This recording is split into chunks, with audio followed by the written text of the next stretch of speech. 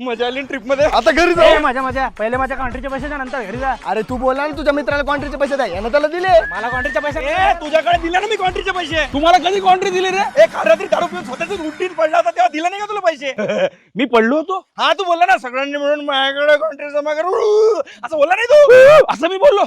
एक मिनिट, तुम्हाला कॉन्ट्री दिली, बाकी म्हणतो त्यांनी मला कॉन्ट्री दिली, काय म्हणतो त्यांनी मला कॉन्ट्री दिली. हा म्हणतो मामू तू इथं काय करतोय?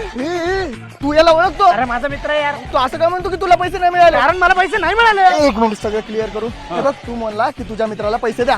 हा तुझा मित्र आहे, यानं याला पैसे दिले, तू ऐकलं?